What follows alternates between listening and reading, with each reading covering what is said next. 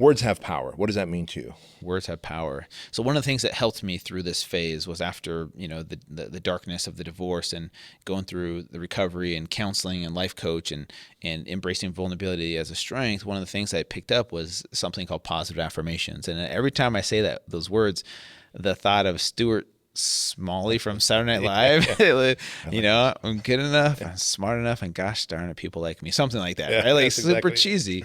Yeah. And I was like, this is weird. I don't know if I can do this. But I heard on some podcast that I was listening to how words can affect you at the cellular level, right? They talk about some scientific studies of doctors or people saying positive, kind words to certain living things like plants, right?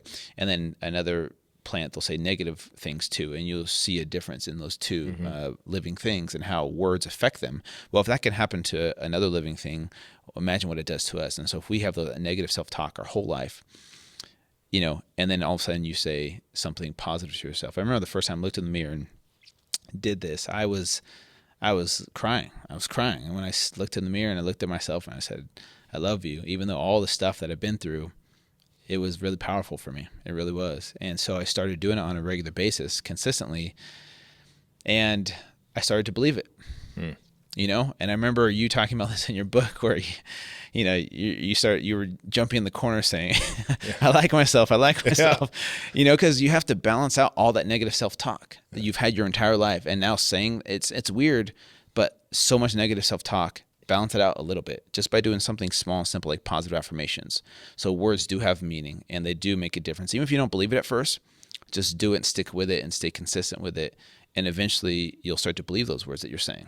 That's absolutely true, man. You say something or do something enough, your subconscious starts to pick it up and it becomes a new positive loop that plays in your head. Yeah. Like I grew up, I think this is why you and I have connected so well as well. We both grew up with having some negative self-talk playing as a loop in the back of our head. Even though we were good at certain things, whether you were in sports, me being able to sell and make money, I always had this but you're a foreigner and you don't belong here and you're blue collar and you always run out of money before you run out of month, right?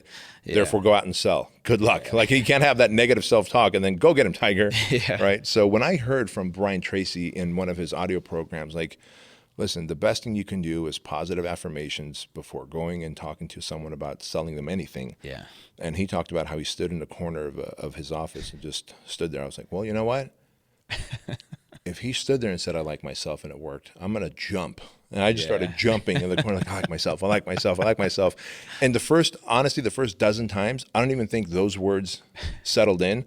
I think what changed my state was how stupid it was that I'm standing in the corner jumping up and down right before I go talk to a prospect about selling them a $10,000 personal training package. Yeah. And so, I'm jumping up and down and I stop and I turn around to walk towards the door and I'm laughing to myself and I'd walk out of my office door with a smile just fading off my face. Yeah. And immediately I see that prospect smiling because they see a smile, they smile. Yeah.